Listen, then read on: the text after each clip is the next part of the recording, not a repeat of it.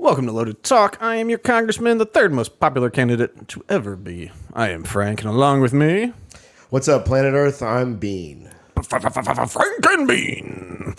So, of course, the most important thing that's happened is the Bucks are 3-1, and we have a bye week this week. So, I know everybody was wondering, and that's the update.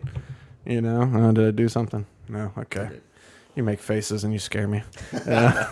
In Florida, for anybody that's not in Florida listening, we're in the fake fall season. Today, we have like no humidity. The high is only going to go to 80. Thank God. Which is like autumn for us. Well, this is fake autumn because it's going to get hot again. But typically Halloween night is when 50-50, you might need a thin jacket at nighttime. Which is kind of how I let people know when they're new to Florida. We're like, oh, when's actual cold? I'm like, well, I mean, Halloween, you might need a jacket at night. Maybe half the time. You know, thin one, not a coat. You know, it's tough being in Florida. You know, we only got the 3 seasons. Of course, we don't have winter. We got rid of that one. So it's just fall at some point, spring at some point, and the rest is just glorious summer. Melting. There's a little bit of melting. You know, it took me a while. Like, I get sweaty easy, and I stop sweating not so easy, which was for a long time why I didn't like work out in the morning, because I take a hot shower. Like I won't stop, you know. But pretty much that's the only time I have available. So now, like, I go at 5, and I walk back, and it's, you know, still only about 6, and it's cool enough. You go, okay. But also, because the temperatures outside tend to be warm enough that, like, I don't use a lot of hot water in the shower anymore.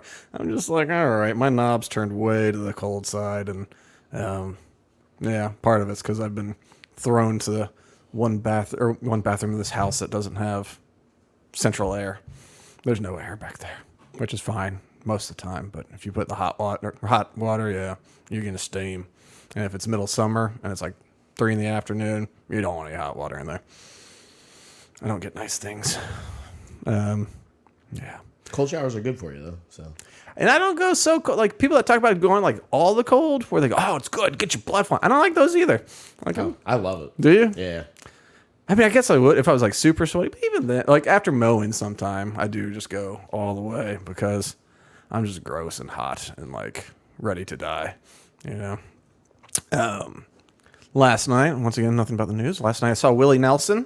Oh, right on. Yeah, he was at the amphitheater with the Avett Brothers and Government Mule, which is like, they've been around for, I guess, only 30 years now. But, you know, former members of the Allman Brothers and all that. So very blues, rock, jam band stuff. But it was good. There's other bands we missed too, but those were the important ones anyway. Anyway, but Willie Nelson... He still sounds like exactly the same. He doesn't pick his guitar constantly, you know? It's like kind of a ching ching. But there's a couple of times he did a few leads where it's like, okay, he does have the dexterity going. They had his guitar cranked up a little bit too high. It was higher than his vocals and definitely higher than all the other instruments for people on stage, which I thought was not wise. But especially when it's like he's singing and every now and then twang. And it's like, okay, well, I wish somebody would level this out. Like, I'm just thinking in my head, like, at some point someone's going to catch on and they'll be like, adjust the levels. But no. Either way, great show. I had a good time. All right. On to him. Oh, have you done anything fun and exciting? Or am I the only fun one? You are the only fun one. Actually, we went out last night to hibachi. But... Ooh. Kobe here. Yeah. One over by Tyrone. Yep. I haven't been to that one yet. It's more convenient, but I ain't been there yet. Did you take the wee one? No, we had babysitting. So you had fun. It was nice. Yep.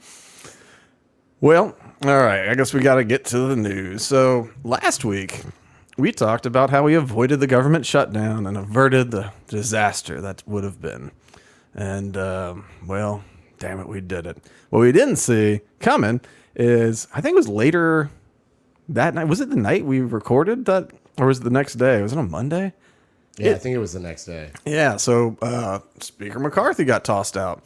And, Gaetz had been talking about like, oh, I'm going to do this, I'm going to do that. But I was like, I don't think he's got the votes. It's just a stunt, Well, I'll be damned. All the Democrats, the 8 Republicans and all the Democrats. And now there's no Speaker of the House, which is funny. I don't think highly of Kevin McCarthy. He just seems like a tool. So, like, cool. I don't care. See ya. Yeah. It's confusing because I haven't grasped the plan necessarily, other than just like politic butthead. He looks like Gaetz looks like if Beavis and Butthead had a baby, because he's a little Beavis in the face, but he's like Butthead. He's got the dark hair, so he's a little bit of both. If they both scored with the same chick, maybe it all mixed together and have. You're just waiting for him to go. Yeah. TV for my bungle. But nah, so like, he's nepotism butthead. He the way he got elected. Do you know anything about Gaetz really? I mean, I've seen him. Sure. Yeah. But his dad was like this very respected congressperson in Panhandle of Florida, which anybody that doesn't know, you got to think about the Florida is the United States flipped upside down. So you just fold Florida back up. Further south you go, the more northern it is. There's way more Yanks in Miami than there are in Tallahassee. So like you get in the Panhandle, there's the beachy places, but there's also a lot of rednecks. A lot of Alabama, a lot of good old boys. And so this is one of those districts. It's red. If you're a Republican, you win. It's safe red where. Sometimes maybe they don't even run a Democrat. Like the primary is the election, Well, Gaetz' dad was very well respected up in there. He ended up being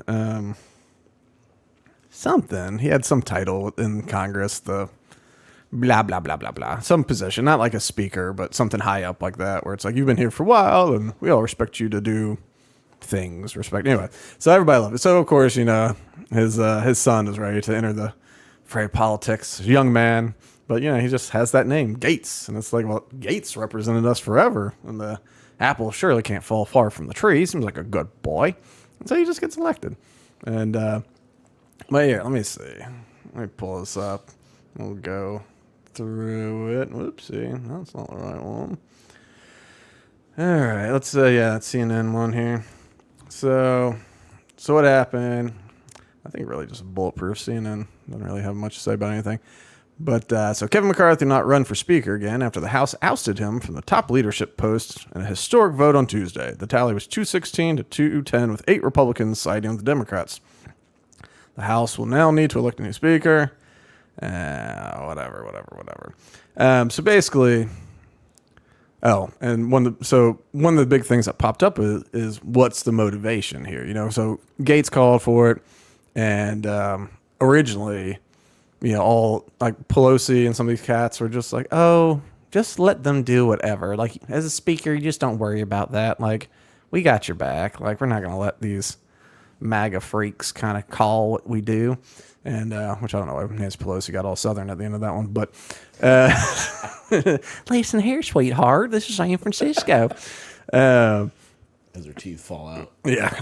Yeah, really. She's always like biting those things in. They're so old. There's so many old people. They're just so old. It's a retirement home. I know. And like people joke about that. That's actually a joke people talk about Capitol Hill. Like senior staffers, people have been there a while, or press that cover it. They're just like, it's looking more and more like a retirement home. There's just like aides and staffers pushing people around in wheelchairs. Like, hey, Grandpa, here you go. Don't forget your medicine. Don't forget to vote. Remember, we say yes. We vote yes. We believe in it. It's like, you remember. I believe in it. Yes, we believe in it. And like, it's like an open secret, that it's like, we just have lots of elderly that, I wonder with Feinstein being gone, which by the way, did you see who Gavin Newsom nominated to replace Feinstein? So, as the governor, you get to like appoint the interim person. and the interim senator. And he picked somebody who lives in, like, Baltimore? But they own a house in California. So they have, like, a vacation house, which isn't supposed to count. You're supposed to, like, be in the state a majority of the year or whatever. It's supposed to be your primary residence and all that. But he named this lady who, she's like an activist for, I think, abortion or something like that. Like, she loves abortion. And, but she lives in, like, Maryland. And, like, the organization she worked for, which is, you know, like an abortion advocacy group, they started scrubbing her bio on the pages because it's like, what's her face, who's a proud Baltimorean or wherever the hell she is, you know, but so like, she's been living here for this many years and proud to call it home. And they're like, delete. Wow. Yeah, because it's, I don't know. I mean, it's California. Who cares? You know, like, really, I think at this next election, Adam Schiff will probably win. It'd be great if he didn't, just because that guy's such a smug little something or other. But it'd be nice if he didn't win, but he's probably going to win. And so then he'll be the senator. And, like, it's California. Like, I mean, who cares at this point? Like, you think we're going to get somebody reasonable? I mean, come on. All right, so yeah, so they toss him out. And so people are like, oh, what's motivation? Some people, like McCarthy, or people close to McCarthy, said that it was because there was ethics violation investigations that McCarthy didn't squash. And Gaetz is like, no, that's not it. He's like, Gaetz said, he said, I'm the most investigated man in this entire United States Congress. And it's all right. But so yeah, he's like, that's not true. Like, I've been investigated constantly, so I don't care about that. Let's see. The CBS article says, Why asked McCarthy what Matt Gaetz has said about the motivations to remove the Speaker of the House? So why did Gaetz want to remove McCarthy? But why? Gaetz would aim to remove McCarthy as Speaker of the House at a time when voters far prefer Republicans and Democrats to handle the economy. What's wrong? We got some CBS Cookie Monster. kicked us out. Yep. So, Kicked us out? like, they got ad block. It doesn't even. Oh, we can't even get past it. Nope. Okay, I'll screw 'em. Anyway, and so Oh, I got it. okay, but they're saying it can be traced back to when McCarthy became Speaker. He's like, here is why Gaetz said he wanted McCarthy out. Why? And see, back in January, when Republicans took control of the House, McCarthy was struggling to win the backing of a majority of the House to become Speaker. A group of Republican holdouts, led by Gaetz, withheld their support to extract several concessions from him. One of their most pressing complaints was the process by which Congress funds the government, which they say enables runaway government spending, which they're right about. In theory, executive branch departments like the Pentagon, Justice Department, and Homeland Security are funded through a dozen individual appropriations bills that set spending levels for the year ahead. These bills typically must be passed by Congress and signed by the President by the start of a new fiscal year on October 1st to avoid a government shutdown. In practice, Congress has missed that deadline with growing frequency in recent years. Yeah, no shit. To buy more time, lawmakers pass what's known in Washington as a continuing resolution, which funds the government at current levels for a certain period of time, usually until the holidays. They then use this time to lump all the individual spending bills together into one massive piece of legislation called an omnibus that funds the various departments until the following October when the cycle repeats again. That's shockingly accurate, CBS. Gaetz and his fellow GOP holdouts wanted to put an end to that practice and return to, quote, regular order, the consideration and passage of individual annual spending bills. This, the argument went, would allow them to extract deeper spending cuts than would otherwise be possible through an omnibus bill, which is often hastily approved with less popular provisions tied to must-pass items. Which is true. Those omnibus bills, they throw all the stuff in. Like we talked about the stilts for snakes and all that good stuff. So as that October 1st deadline approached, McCarthy brought up the House. So anyway, there was... Gaetz saw the continuing resolution as reneging on the deal. He said, if we do this, like, I'm going to call for a vote of no confidence. And he goes, a vote for a continuing resolution is a vote to continue the Green New Deal, a vote to continue inflationary spending, and the most troubling of fashions, a vote for a continuing resolution is a vote to continue the election interference of Jack Smith. We told you how to use the power of the purse, individual, single-subject spending bills that would allow us to have a specific review programmatic analysis, and that would allow us to zero out the salaries of the bureaucrats who have broken bad, targeted President Trump, or cut sweetheart deals for Hunter Biden. And McCarthy defied Gaetz's threat and brought it up what's known as a clean CR, an extension that maintains funding at certain levels, or continuing levels. So, on the surface, you go, all right, let's take Gaetz at his word, right? You go, well, what do I disagree with that? It's like, yeah, omnibus bills are horrible. It's one of the reasons we're in this horrible situation. We don't budget. We just put them all together and we go, all right, fund it all, because we have to have money for the military or whatever the thing. But the funny thing about it is Matt Gaetz has become very concerned about fiscal responsibility this past 6 months.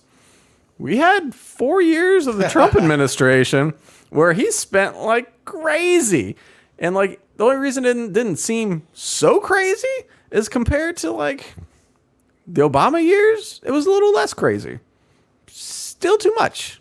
I think it's Michael Malice that says conservatism is just progressivism driving the speed limit. Where it's the same crap. It's just instead of going 100 miles an hour, you're going 55. And that's pretty much it, because Trump was not a fiscal conservative, which you shouldn't have expected him to be. I don't think anybody expected him to be. I mean, he refers to himself as the king of debt, because like the amount of things he's been able to do with like bankruptcy courts and just like use the system where it's like, yeah, I got all this debt, like bankruptcy, bye-bye, and it's worked for him. I mean, he's successful. But yeah, during that time, Matt Gaetz didn't have one word to say about deficit spending, because we did it the whole 4 years of Trump. All 4 years of Trump, we added to the debt. We spent a lot of money. And I mean, we spent money that during the Tea Party years under Obama, when they were talking about Obamacare costing like $1 trillion, $1 billion. What was the price tag on it? I think it was $1 billion. And they were trying real hard to keep it under $1 billion. And we're just like, this is crazy. $1 billion. And then like we do these omnibus bills that are $1 billion. It's got to be $1 trillion. It's got to be $1 trillion. Because we spent like $4 trillion in a year. I don't know. Anyway, it was a lot of money. But that's the thing. That's how it's changed. Like, it might have been like us freaking out about $1 billion. And now we're just like, continuing resolution, 1.3 trillion. Come on, let's go. And it's like I think we bring in between $2.5 and $3 trillion in revenues, also known as our money being funneled to DC for no product. Which isn't really a revenue as much as it is booty. We bring in about 2.5 to 3 trillion in booty that we pirate from our citizens. I like that. Yeah, it's booty. I mean, I don't like it, but I like your citizens. Yeah. Better being called that than revenue. And but then we're spending like Trump years, he was like spending 4 trillion, and it's like, okay, well that's not good. Better than say like the COVID year where it was like 7 trillion. Which during the Biden years, it's always been around that when he goes, oh, we cut the deficit. It's like, well, great. You went from COVID 7 trillion to spending 6.5 trillion without COVID.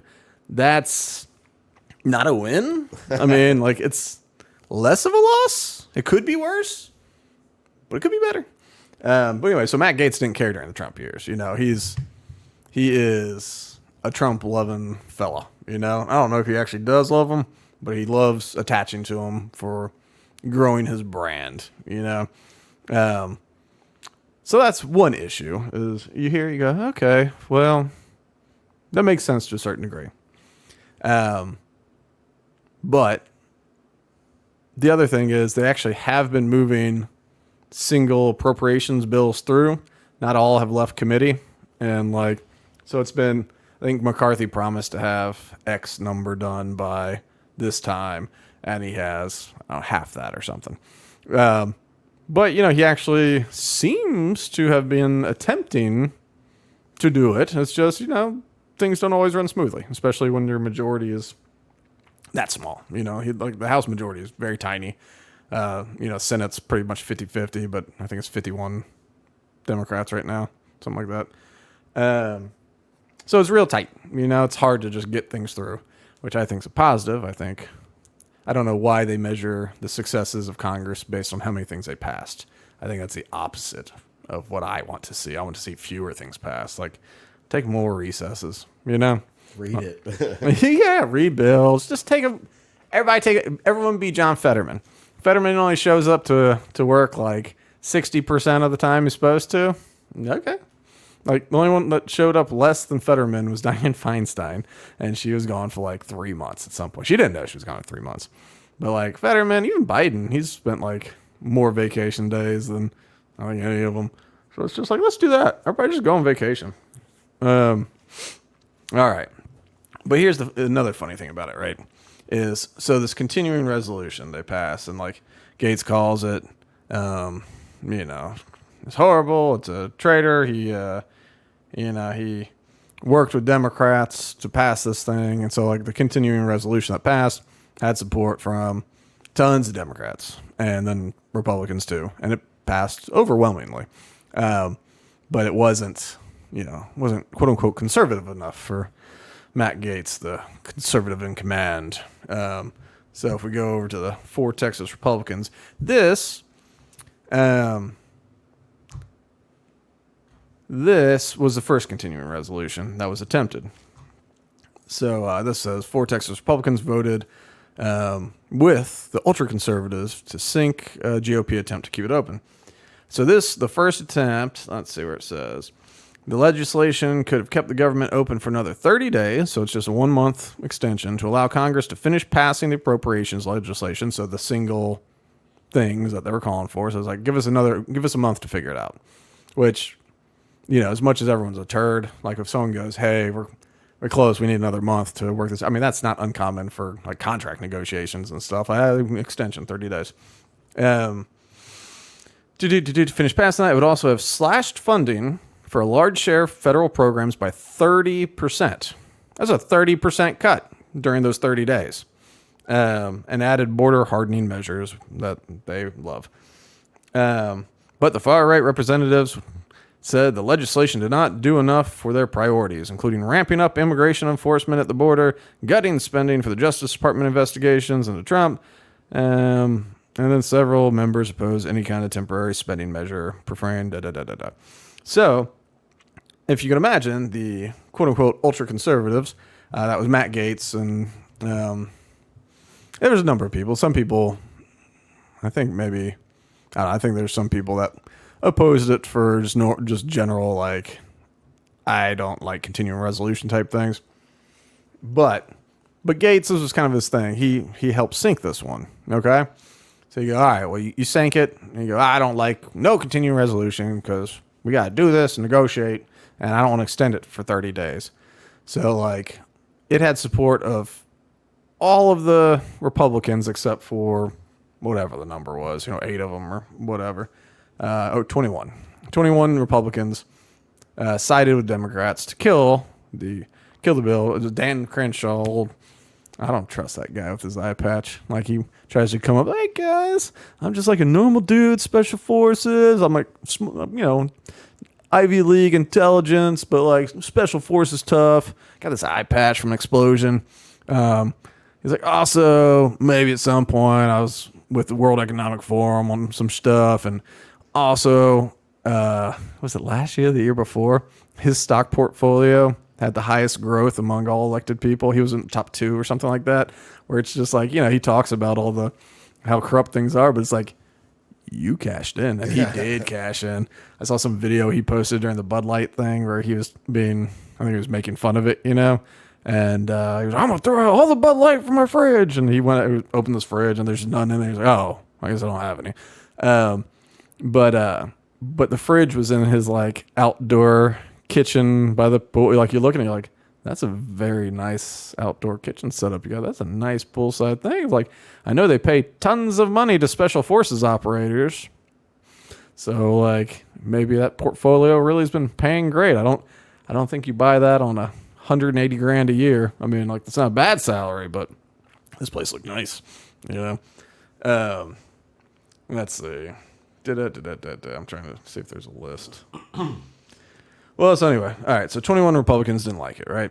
And so it gets kicked back out. Now we're up against government shutdown, and so, and also just to trace back to like when McCarthy was being elected, there was a lot of people were opposing him. It was Lauren Boebert, who likes to go to Beetlejuice and get her little grope on. Did you see that? Oh, oh yes, I'm sorry. Yeah, yes. The Beetlejuice the musical. And he was just like waka waka. It's just like, who does that? Like, I don't even. You're just sitting there, and it's like, we're at a play. There we go. And she's like, oh, you. But anyway, so these people opposed electing him, and there's people like Chip Roy from Texas who was very vocal about it, and he was like, no, he's like, I want these rule changes. He's like, these are the rule changes because like they get to set the rules for the House, and those rules really matter because like when Paul Ryan cut out earmarks, that cut out floor amendments, so every congressperson lost the ability to submit an amendment on the floor, which getting rid of earmarks was like, we can't just throw in stilts for snakes, like fine, whatever, another $1 million, I'll buy, or $100 million, I get your vote, fine, throw the amendment in, earmark, buying all the votes. So, which it did end that, but what also ended was conversation, because after that, it was like, okay, so we build the whole bill in committee. If you want an amendment, it needs to come in committee, and we don't have to let it in. If we don't let it in, there's not going to be a conversation, not a public conversation about it. We'll just tell you to go to hell, and that'll be that, And then we vote, just yes or no. But there's not going to be a conversation. We don't get to say, oh, well, actually, maybe if you modified it this way, it'd be a little bit better. Like, no, it just killed all that, So the rules are important, and under like Pelosi took them to another degree, and it's just, it's these things are important. So like. Chip Roy got his concessions, and the support went, and like Matt Gaetz and Marjorie Taylor Greene, all these cats are just like, no, we still oppose them, and it's like, for what? And people even ask like, who's your alternate? Who do you want? And they're like, Jim Jordan would be good. Jim Jordan's like, I'm voting for McCarthy. I don't want to be speaker. He's like, I don't want to be speaker. And they're like, how about Scalise? He's like, I'm also voting for Jordan. I also don't want to be speaker. And so they'd kind of throw out these names and all. It's like, but all these people support the dude, like the other guy. And so it was one of these kind of lack of plan things that was weird. But Gaetz got lots of attention.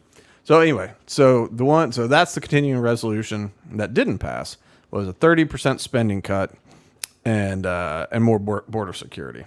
So now if you look at what did on the Federal Times, what did pass. Let's see.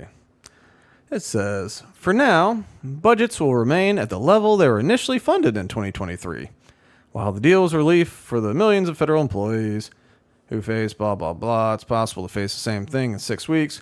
Because now, notably, the resolution leaves out funding for aid in Ukraine, which is a big thing. The Republicans said no money for Ukraine for 45 days. This is a 45-day. That's the other thing. It went from a 30-day extension to this one is 45 days. It extends the flexibility for the Department of the Interior and Department of Agriculture to keep base pay pay increases for 10,000 federal firefighters. Funds from the Infrastructure and Jobs Act. A permanent fix would have to be legislated to avoid a new pay cliff on November 17th. It also reauthorizes the FAA through December 31st, and incorporates disaster relief funding worth $16 billion. And so it passed 335 to 91 in the House, and the Senate 88 to 9. And so so they shot down a 30% pay cut, which would have had a challenge passing the Senate because Republicans don't control the Senate, and it did not have lots of blue-friendly provisions. They don't want to agree to a 30% tax cut.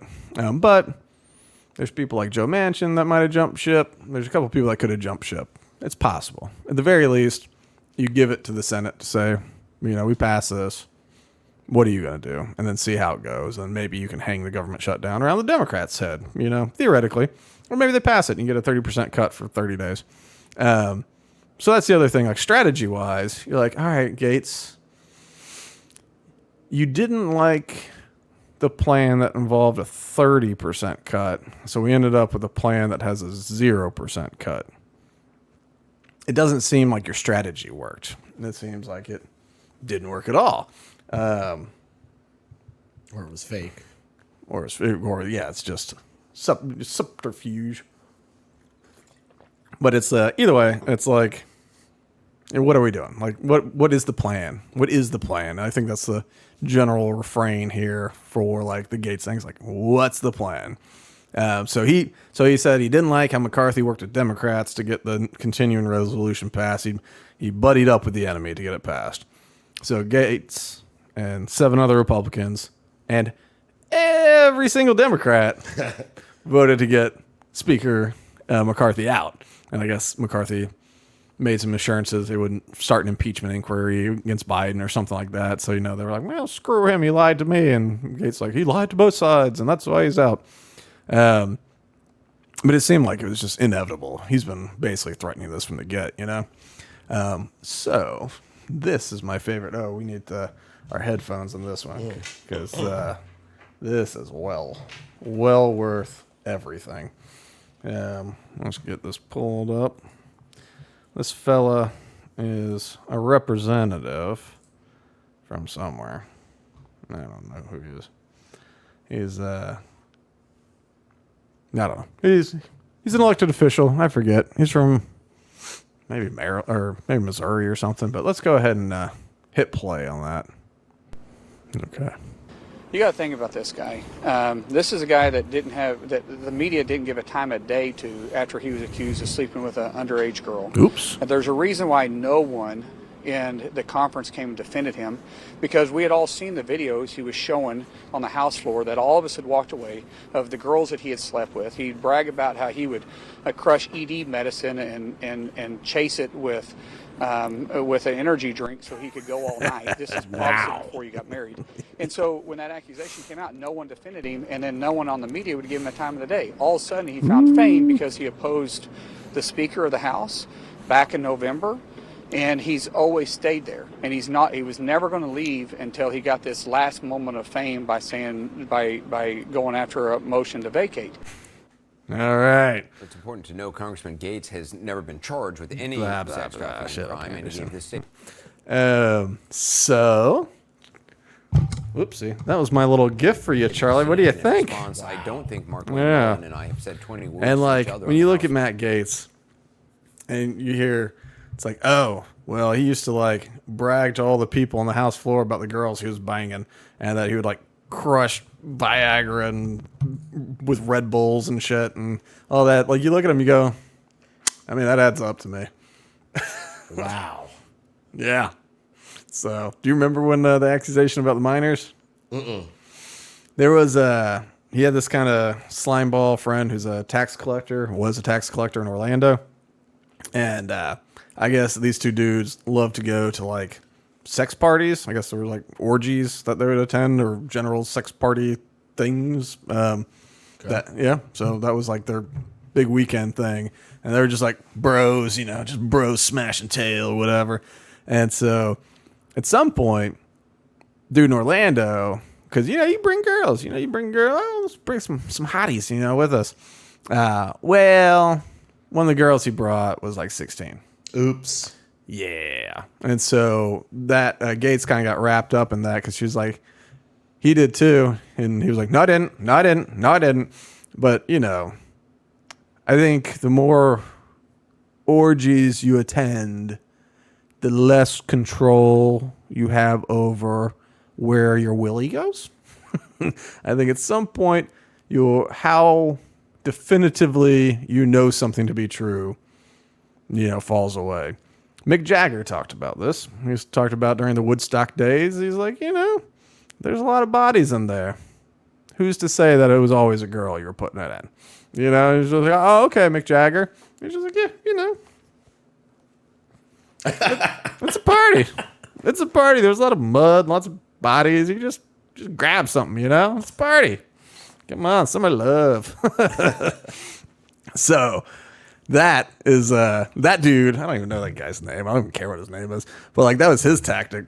And Matt Gaetz responded, and he said like, I think me and that guy have spoken like fewer than whatever 50 words to each other. He's just mad because his friend lost, and he's suffering the death of the political establishment or something like that.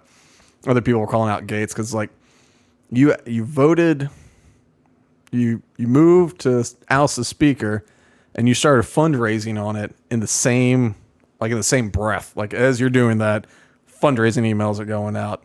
And so he's like, all y'all are tied to lobbyists, and y'all get your 3 lobbyist meetings a quarter. He's like, I rely on these $10 and $30 donations from regular people to keep my career going and all that. But the idea that he's doing it for fame and attention, I mean, that adds up. Maybe he believes in something. He just doesn't seem like the type of guy that believes in anything other than like himself. Like he's a second generation, run on daddy's name, young politician guy who like he carries himself like the cock of the walk. And then like he got engaged while he's being accused. Like he was just like this bachelor guy, going to sex parties and like partying and all that kind of stuff. And so people are like, I wonder, even if he didn't do anything illegal, I wonder how like rural, conservative, red areas are going to feel about their representative regularly attending orgies. Back in like the 80s, that would sink somebody, which just shows something. Even the 90s, I bet you that would sink somebody. Now it's just whatever. Which, I mean, everyone's consenting. It's not illegal. But during that whole thing, when he was trying not to get any sort of criminal prosecution, suddenly he announced his engagement to his girlfriend, who he loves so much, and then they got married to his girlfriend that he loves so much. But it was while he's being investigated, so take with that as you will. It's like he's constantly burying things with the exact opposite message of what's being like thrown at him or against him, I should say. Yeah, like his actions and his words don't match. Right. Yeah. It's almost like that. You know what they say, the words are important, not actions. Words, not deeds. That's what they say. But yeah, so with Gaetz, it's like he just seems like a slime ball to me. Like from the day he got elected, I look at him, I'm just like, you can't judge a book by its cover and all that, but it's like, I don't know, he just seems like just a slimy little turd. And like when Trump came up and we was getting popular, he was like, I'm gonna hitch my wagon to that, And I'm not saying it's a bad idea, because the way that the Trump wave came through, lots of people got elected on that wave, and that's fine, political gamesmanship and all that. But he's just always seemed like a turd. Like he seems like the type of guy that would be like showing Hunter Biden type clips of himself, where it's like, this is me. Like Hunter Biden's like, hey, look at me and this hooker smoking crack. And Matt Gaetz is like, hey, here's me with this girl after we did cocaine. It's not in the frame, like we're doing some coke. I was banging this hot chick, and here's she, look at them boobs, Like he definitely seems like the type of guy that'd be sharing private photos on the floor of the house. Why not, So all that we got. So now there's no speaker. We have no speaker. And so the 2 people have jumped in. Everyone's been pushing for Jim Jordan out of Ohio, so he's in the race officially. Scalise, who is like the majority leader, he is now in the race too. Scalise, I guess, is more McCarthy-esque in that he's sort of moderate, And then they all call themselves conservative. But then Jim Jordan is more of like the actual like has conservative bona fides, like everyone that's whether it's a Matt Gaetz, whether it's Ted Cruz, whether whoever it is, like these people consider Jim Jordan's voting record to be like the Freedom Works ranks him very high, almost at maybe 100%. And so like Trump jumped in, which we don't have to pull up this article, but at some point people mentioned Donald Trump for the job, because you don't have to be in the House to be Speaker of the House. It can literally be any American citizen. Any, which is why I nominated you. That explains it. Yeah, you don't have to be in the House. Yeah, cool. I have a chance. saying there's a chance. Yeah. So a couple people called Trump, and he's like, they asked me, and I'll do anything that's good for America and good for the Republican Party. I'll take a look at it. Which there would be something just so awesome about Donald Trump deciding what gets voted on. Like, these are the bills that come up for a vote, signed Donald Trump. And like the way that like Pelosi was obnoxious as a speaker and tried to be all like aggressive and tough lady and all that kind of stuff. I mean, just imagine Trump, like, especially not as an elected person. Like, he's not even elected. Like, I mean, other than getting a no confidence vote, like, I mean, you don't have to win re-election. You're not elected, But anyway, he officially threw his support behind Jim Jordan, and some people wondering if it matters, because Jim Jordan already had sort of the conservative and Trumpy wing that would probably vote for him. So he was trying to get moderates, being like, "Hey, man, I'm not gonna be crazy. I'm not gonna do what you think I'm gonna do. Like, I'll do the job right." And so some people say, "Oh, it might hurt his ability to get the moderates to vote with him," and other people say, "Probably doesn't matter at all." And Trump even kind of hedged. He's like, except it's a race with a lot of people that are very nice people. I like a lot of them. They like me. He's like, I like Jim Jordan. I endorse Jim Jordan, but the other guys are good. They like me. They like me too. I like them. And so it's one of those things, like, in case he doesn't win, like, I like all the people. I kind of endorse all the people, so I win no matter what. Which is a very Trumpian tactic. So now we sit back and we watch. I think there's a chance. I guess at this point, my money would probably be on Jim Jordan. I mean, Scalise probably has votes too. A lot of the way people become speaker is pretty gross. Because when you're going to make a run for it,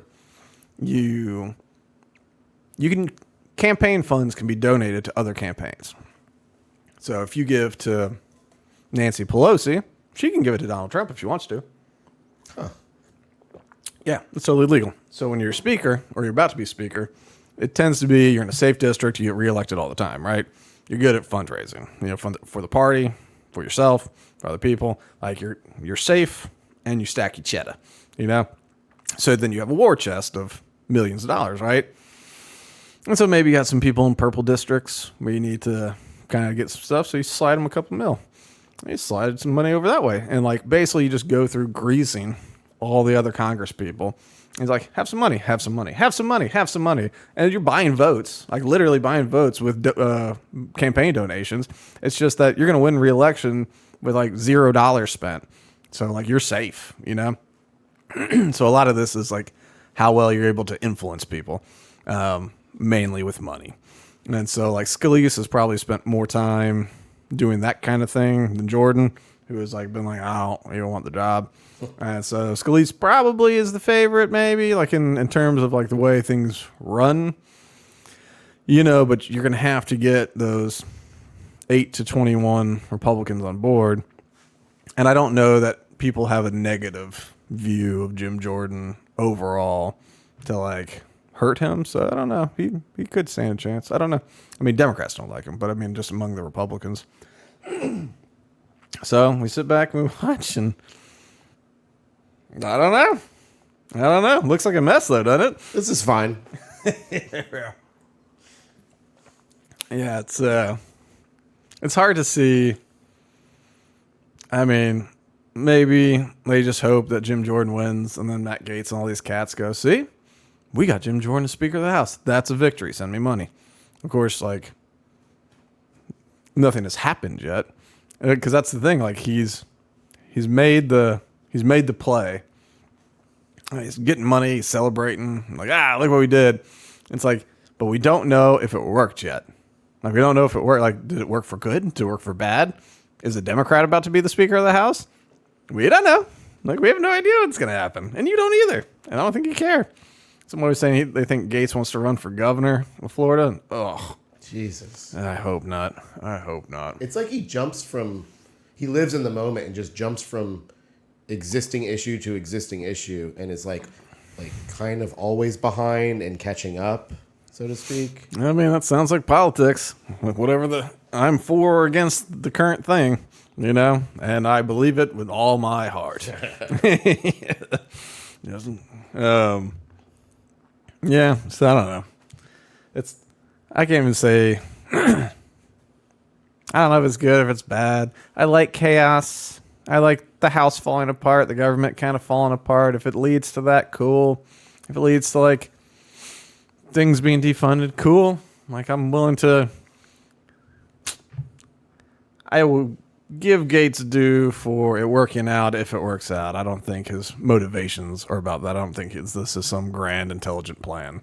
But if it works out where government gets a lot smaller, then hey, stop it, camera. All right, we're back. Technical issues is just kind of our new thing. Some people use good writing and talent. We go for problems.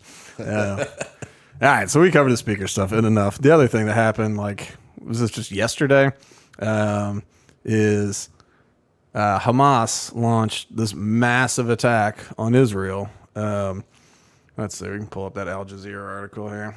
It's a breakdown of how it unfolded. So it's a surprise attack by Palestinian group Hamas on Israel, combining gunmen breaching security barriers and a barrage of rockets fired from Gaza was launched at dawn during the Jewish holiday of Simchat Torah. I was going to say Simchat. Gentile. Saturday's attack came 50 years and a day after Egyptian and Syrian forces launched an assault during the Jewish holiday of Yom Kippur in an effort to retrieve territory Israel had taken during a brief conflict in 1967. So they basically, at about 6:30 a.m., Hamas fired a huge barrage of rockets into the southern Israel, with sirens heard far away as Tel Aviv and Beersheba. And, or I don't know. Pretty good, man. You think that? Okay, cool. So Hamas said it was 5,000 rockets. Israel said it was 2,500 rockets. Either way, that's a lot of rockets. The thing is, they're both lying. Right. They just always do. This is the thing. They just always lie about everything. They're like, no, we're the good guys. They're the bad guys. And they're like, oh, we're more powerful. Like those videos, they used to be on Live Leak a lot. It'd be, some guy saying, like, Israel, they've killed all of our people. Look at these body bags. And you'd see a guy like reach an arm out, scratch his nose, put his arm back inside the body bag. And it's just like, all them body bags are still alive there, where it's like, clearly you lined up, there's living people inside of body bags to make it look worse. Like, you can see it, So then you go, all right, well, if that's not true, then what else isn't true? But then Israel's just like, we were very nice. I don't know. We went through and we shook hands with everybody. And when you see the video, it's like, yeah, with a billy club to the skull. So it's like, All right. So smoke billowed over residential Israeli areas and people sheltered behind buildings, the sirens, So we announced the start of Operation Al-Aqsa Flood. And we announced the first strike, which targeted enemy positions, airports, and military fortifications, exceeding 5,000 missiles and shells. Mohammed Daif, head of Al-Qassam Brigade's military wing of Hamas, said. So rockets attack served as cover for an unprecedented multi-pronged infiltration of fighters, with Israeli military saying at 7:40 a.m. that Palestinian gunmen had crossed into Israel. Most fighters entered through breaches in security barriers separating Gaza and Israel, but at least one Hamas soldier was filmed flying over in a powered parachute, a motorboat carrying fighters. So look at this. Let me see which video we want. I think it's that 52-second one is actually a good one. Let's see. One video showed it 6 motorcycles. Do you see the one that's 52 seconds? Mm-hmm. Let's go ahead and play that one. There's audio. I don't know if we need it, but I'll listen just in case. But it is pretty interesting. I'm not getting options for full screen. All right, well, whatever. We'll just... Oh, there we go. This is how Hamas wants to portray its operation against Israel. The movement's media arm documented the moments its fighters breached the Gaza border fence by foot or by vehicle. As well as this video of fighters crossing the border using paragliders. Paragliders. The troops were accompanied with military reporters who provided live updates on social media platforms. All the soldiers in these tanks were taken captives by Al-Qassam Brigade's fighters, as we saw. Footage of abducted Israeli soldiers has been published and distributed online. In this video, so, several they're captives coming in with their crazy contraptions and they're storming in. But like, so it's not just launching missiles. They're still apparently trying to shell the hell out of Israel to overwhelm the Iron Dome. Because at some point they figured out like that's a good tactic, is you just try to fire as much as possible to, make it so Iron Dome just can't hit them all. Maybe they run out of ammo. So obviously, let's see, fighters raided the Israeli town of Sderot, another community. Oh man, Be'eri, the town of Ofakim. Gosh, I'm just not going to do well in any of these. Residents of southern Israel fortified their homes to function as bomb shelters and were using them as panic rooms. Like, that's the crazy thing about like living in Israel. Like, we had this art show from all these Israeli artists probably more than 10 years ago at this point, and hearing the woman talk about living in Tel Aviv and these other areas where it's just like this idea of having, it's like it's a home, but also we got to be ready for a bomb. Like, that's just a crazy way to live. So Israel calls this an attack that basically just a out of the blue cold attack that has to do with nothing, other than Hamas hating Israel. Hamas says it's in revenge for Israelis desecrating the Al-Aqsa Mosque. So I looked it up, and I don't remember which order I put this in, but there's one from Middle East Eye. It's called Israeli Storm Al-Aqsa Mosque. So this is actually from a year ago, August 7th, 2022, where scores of Israeli ultranationalists, including settlers. Settlers seems to be this word that I've been finding in a lot of Arab press that seems to be a loaded term that I'm going to admit I don't understand. I mean, I know it probably means Israelis moving into current Palestinian-controlled areas or something. Yeah, and I think they both use the term to say, hey, you're not supposed to be there. Yeah, like but because it's like settlers, like that doesn't sound bad. It's like the way you said it sounds bad, though. Ultra-nationalists, including settlers, stormed Al-Aqsa Mosque and occupied East Jerusalem on Sunday morning as the Israeli military onslaught on Gaza entered its third day, and this is last year. Protected by heavily armed Israeli forces, the storming began around 7 a.m. local time and continued for 3 hours as the Israelis marked the Jewish holiday of Tisha B'Av. Yeah, okay. Organized by far-right groups that call for the destruction of Al-Aqsa Mosque. So I guess there's far-right Israeli groups that want the mosque destroyed. Seems like not the best plan. One of the holiest sites in Islam. Like, if you don't want people destroying, which, I mean, they do, destroying like the holiest sites of like Judaism and Christianity, maybe also don't counter with destroy the holiest site of Islam. Like, exactly. Yeah, maybe. Especially since they market that all three are welcome in Israel. Sites in Israel, yeah. Yeah, that's, I think Jordan right now is the one that's in charge of like the Christian sites and I don't know the Jewish sites, but I think, I don't know. It rotates though, apparently, who's like takes care of it or whatever. I forget what they call it. And another round of storming is planned between 1:30 p.m. and 2:30. During the tours in the courtyards of the mosque, settlers performed religious prayers and raised the Israeli flag in contravention of long-standing agreements on the site. As part of a decades-old understanding between Jordan, the custodian of Islamic and Christian sites in Jerusalem, and Israel. Yeah, that's right. Jerusalem is, the Israelis say Jerusalem is all theirs, and then there's contention that's still split. There's East Jerusalem and whatever. Non-Muslims are not allowed to perform any religious rituals inside the confines of Al-Aqsa mosques, nor are Israeli symbols allowed to be displayed, which makes sense. Non-Muslims can visit under the supervision of Waqf, a joint Jordanian-Palestinian Islamic trust that manages the affairs of the mosque. Okay, so you can tour. You just got to set it up. And in 2003, the management of Al-Aqsa visits was rescinded by the Israeli authorities. Since then, Israeli police have allowed settlers and far-right activists to storm the site on a near-daily basis.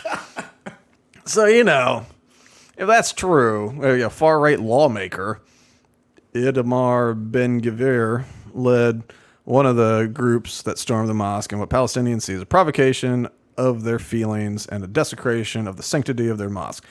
Yeah, like, if you're a lawmaker for Israel, you definitely should not be storming mosques, especially like the mosque that's like the most important. Like I saw that picture, you know, it's beautiful golden dome and all that stuff. Like it's a good looking building. You can imagine like it'd be very important.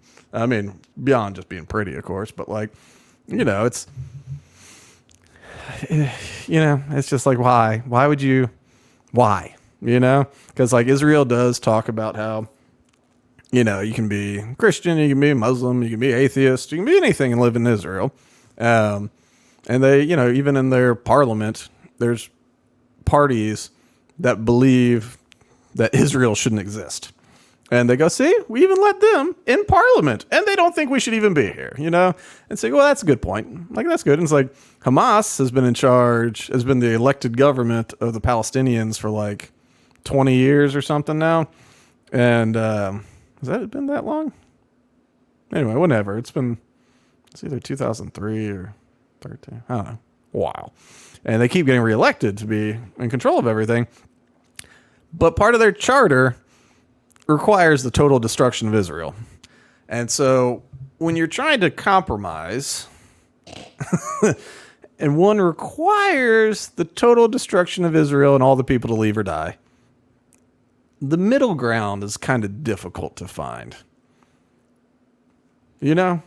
It's just like, maybe we kill only half our people? Is that good? Like, no, all the people. It's like, all right, well, never mind. Let's figure it out.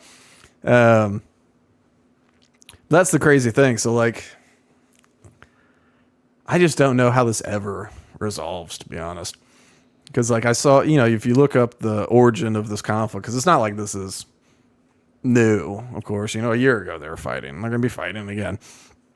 But, like, you know, the Al-Aqsa Mosque, like, I don't remember hearing anything about that when that went down, you know? But, you know, when they were like, this is revenge for that, I'm like, what the hell even happened? I was like, how did they desecrate? Because all the people talking about it in contemporary times are speaking very vague about desecration. I'm like, okay, well, you know, I know on, is it the Temple Mount where, like, Muslims are allowed to pray, but Jews are not? And, like, if you stand there with your eyes closed silently, you know, and you've got, I don't know, I guess if you got a yarmulke on, or maybe if you just are clearly not Arab or something. I mean, there's armed guards that will be like, you can't do this, you know, move. And so, you know, there's holy sites that Israel has kind of given up and said, all right, Muslims, you get to control this, and we'll just not have this holy site. So in some ways there seems to be compromise, but it just doesn't seem to go anywhere. And like this time, of course, so you got all these rockets going on. This is a huge thing. Like, this is not their normal sort of fighting. This is a pretty big one. And there's a lot of rumors that Iran might have their fingerprints on this, maybe some funding. And it's right around the time where our government unlocked a lot of their funds that have been, you know, locked up because of nuclear aspirations. They say not for a bomb. They say they just want power, but like nuclear power. And we say we're pretty sure it's for a bomb. And so they go, no. We go, okay, no more sanctions. Here's your money. And so they got all this money. And I was just telling you, you know, they opened up their parliament the other day with a nice chant of death to Israel. So they're definitely celebrating, and they're saying that all the Muslim nations, all the Arab world, should all come together and get Israel right now. The Palestinians are finally back doing what they're supposed to be doing. They're so proud of the Palestinians. And so you go, okay, well, maybe, let's say the Israelis, say the far-right Israelis have been desecrating this mosque. Well, you pissed them off. They retaliated. You know, probably saw that one coming. But, it's not like Hamas's Boy Scouts or their victims necessarily. Let's pull up that screenshot from Twitter. They've been grabbing hostages, and like some of them have been military people. But then this dude, Vocal Distance on the Twitters, he said, look at the women that Hamas has kidnapped so far. And you look at them, and they're all like, looks like they're 20-somethings, just young, pretty Israeli girls, and like, I don't think they're targeting these young, pretty girls for a political reason. I think it's to inflict pain. Like this is, I guess you'd have to call it terrorism if the point is to like cause emotional damage. But it's like, we're going to grab your daughters and, God help them. I'm not going to say they're definitely about to get raped, but I don't know. They didn't grab a bunch of old ladies and like just random dudes, This one story, it's on video, of a girl that was being kidnapped by a guy on a motorcycle while she was like reaching her arms out to try and like get her boyfriend, to try and save herself, and it did not work. She got kidnapped. So it's, problem is like Hamas plays dirty like this, and it's hard to garner any sympathy. Like, okay, so some people went into the mosque, did Jewish prayer, and raised some flags. That's messed up. Proper retaliation, 2,500 to 5,000 missiles, and like mass kidnapping and rape. No, I don't think that's the proper response. Maybe you go pee on their holy sites or something like that. Like, right. Exactly. Let's be logical. Yeah. Eye for an eye. Let's match it a little bit here. Like, I don't know, do something. Like, yeah, go say prayers at some Jewish site or something. I don't know. But this conflict is such a weird one. Because, like, everyone's like, I have claim to this land. Obviously, there's a couple books that mention, like, Jerusalem and Nazareth and these areas where it kind of implies that maybe Jewish people have been there for a little while. Like, maybe towards the beginning. And then, but of course, it was controlled for a long time by the Ottoman Empire until, like, World War I. And then good old, Sykes-Picot, the Brits and the French, probably Americans too, they all got together and they're like, we don't need another Arab empire. That's too powerful. We need warlords that we can grease. Like, literally, they wanted to have a bunch of, like, barbarians they could bribe and then be like, oh, get to wherever we want to. Just pay them some money, shiny pebbles, And so, so they broke up the Ottoman Empire. England got control of what was Palestine, they called it at the time. And then during, before World War II, they went through the United Nations and created Israel. They did all the paperwork the way the world said a new country should be formed, and they did their paperwork. Here you go, home for the Jews. And then World War II, not a great time to be a Jew in Europe. And so lots of people went to Israel, And so then word is that when they got there, they were displacing Palestinians. But the interesting thing about that is, all right, so you're in the 1940s, right? And you've left your home. You've left your home, and now you're living in this tent. You're living in a camp outside of where you used to live. Well, there's all of these Arab nations that all said they weren't allowed to come there. It's like, no, you can't come. We don't want you refugees. Like, you're not allowed to come here. And so then there's been a few wars. There's been a few wars over the times, and Israel, for the most part, has won those wars. And when they were the victors, they tended to take land, which is kind of how wars work. And so they won and pushed and won and pushed. And but now here it's 2023, right? I get that, there's refugee rights and there's all this stuff and like displacing people from the home and conquering and all this, colonizing, all this sort of stuff. Yes, opposition, sure. It's been 80 years. At no point are you going to move out of like UN camps. Like, for real. Like, 80 years ago. 80 years ago, at no point did you go, let's stop doing this. Like, maybe we'll just move in and then we'll use political influence, and then we'll take over Israel because the Palestinians are welcome there. It's like move in, get a job, get elected, maybe take over and, use something. But that's the thing.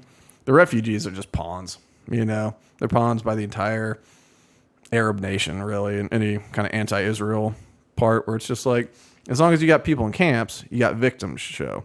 And it's like they're being victimized by Israel. And you're like, look at how horrible this is. They've been forced into tents for the last 100 years or whatever. And it's like, okay, cool. But Iran you could have accepted them. They could live in Iran and be happy. You say you like them. Jordan could have taken, someone to Jordan. But it's just like, there could be options, but there's not, because it's like most things. No one wants it resolved. I'm sure Israel wants it resolved, but they want it to resolve in a way they win, Exactly. Yeah. And then Hamas wants it resolved in a way that kills all the Jews. And so it's just, I don't know, man. Like I'm wondering how this goes. The anti-war, right? We're talking about like Matt Gaetz and all these people. The big thing was no funding for Ukraine and the continuing resolution. Some of them are getting real war talky when it comes to Israel, of course. And so now, like Laura Loomer, I don't even know what she does for real. I just know she's a right-wing commentator and she loves Trump and stuff. But she was like, the only thing to do is flatten Gaza and turn it into glass. It's just like, great. Yeah. It's like, that's, I'm not a big fan of the concept of war crimes, but that sounds like one. And like, perhaps a people who moved to Israel to escape a genocide based on their beliefs and who they are, maybe shouldn't follow that up with a genocide based on people's like beliefs and who they are. I think like the Bible and the Torah, I think they're all pretty opposed to it. I think a lot of the religious books pretty much oppose genocide. Unless it's God. God can do genocide. He's allowed to do that. Just sometimes he's got to smite.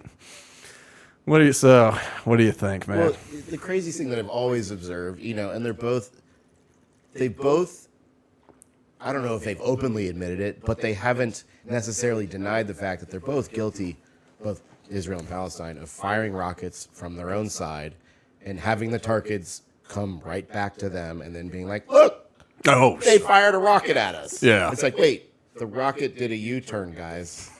Well, and there's I saw some videos before. It was like Palestinians, and they're using just like mortar type things, like just dumb missile things. But they went on top of this apartment complex, and so the buddies are filming from the building next door. So a couple of them set the thing up. And they're all like, yeah, we did it. And like 7 seconds later, this precision missile just lands right where they're standing. And it's like, well, I don't think that was a good idea. Like, they've got much better weapons than you. Like, maybe if it's just like you and your homies and you've got like one mortar around, maybe wait to use that, some strategy. But as Israelis talk about how like Hamas, they'll keep their offices or their military offices like under schools and mosques and stuff like that. And so, if they'll have all the intelligence that says this is where the munitions are being kept, this is where this is being planned. But if you were to retaliate, you're going to kill a preschool. And of course, that will look bad, So there's a lot, if you listen to Israel's side, where it's like, okay, like we show restraint, because we don't do this. Like even Netanyahu on this was just like, I would get out if you're a normal citizen. Like if you're a citizen of Gaza, I would get out now. And they've taken out, there was one of these other clips on Al Jazeera, one of their field reporters, she was about to give an update on how things are going. As she's about to talk, this tower behind her just 14-story tower just taken out. And it's like, if Hamas really does hide with citizens, then like, they're doing it on purpose for these results. And like, I don't know what you do as Israel. Like, when it's just mortar rounds, I guess maybe you shake it off, say, Iron Dome took it out. We'll try and find the people. But if you start throwing 2,500, 5,000 missiles, I mean, it's really hard to play the victim at that point if you're retaliated. But I don't know. I think it's going to be, I think a bunch of horrible stuff's going to be happening for a little bit over there. When triggering the Iron Dome, I just see dollar signs. Oh, sure. Like every one of those rockets. Oh, yeah. It's just not, I mean, it's an awesome system, but it's just a money pit. Oh, I mean, that's the military-industrial complex couldn't be happier right now. Right. I mean, like, you know, Iran, I don't know where they're getting their stuff. I guess I'd say from Russia, but Russia's busy right now using stuff. So Iran gets it from whoever. They probably get it from China or General Dynamics. I don't know. Right, you know, right. like they're buying it, and then Israel buys all their stuff. So I mean, if I was General Dynamics, I'd be selling to all the sides. Like, why wouldn't I? You know, and I don't know. I feel real bad for everyone that's been kidnapped and their families. Like that, I can only imagine is going to be horrific because, like, I just don't see. I don't see how that goes well, and I don't see the point of that being anything other than to just rape the hell out of them. And that is ugly, to say the least. So, I don't know. We'll see how it goes. But those are the big, I mean, so in the U.S., we're acting like a bunch of clowns, and in the Middle East, they're popping off. And now we just have to kind of hope that somehow that conflict doesn't combine with Russia. Which, you know, you get Iran. So you get Iran getting involved with Israel. Maybe. They might. So they get involved with Palestine against Israel. At that point, does it trigger if Iran is helping? You know, does that mean the U.S. now has to step in? Stupid treaties. Somebody might say that. I say it doesn't say that, but I mean, I think Israel has the capabilities to fight Iran. And then, like, do the Saudis stay out of it? Who do they help if they don't stay out of it? You know, because they're not huge fans of Israel, not huge fans of Iran, but recently they've gotten cozier with Iran. So where does that go? And then, like, you know, all the other nations. And so it's like, okay, do the other Muslim nations get involved or not? And depending on how many get involved there, do we get involved or not? And then if we are involved, what it does, you know, who else gets involved? Like, does the UN get involved? Who knows, you know? And then if we are involved, we're probably going to be sending less to Ukraine. So does Ukraine wrap up finally and say we quit? You know, I don't know. Does Russia finally go, well, they've got a two-front war, one they're really fighting and one that they're proxy fighting. Let's hit them, you know? Like it does seem like a way to bring the U.S. into something we don't need to be brought into. Well, and then China just goes, all right, Taiwan, it's ours anyway. It's like, stop us if you want to. And then we go, no, we won't, but we will. So it's like, you know, how far will we divide our focus and how many directions will we send? And like, you know, we are low on munitions. I mean, I know that the companies are willing to sell them, but even like General Dynamics, like hearing like what's his name, Mo something. I think he was a retired General Mo.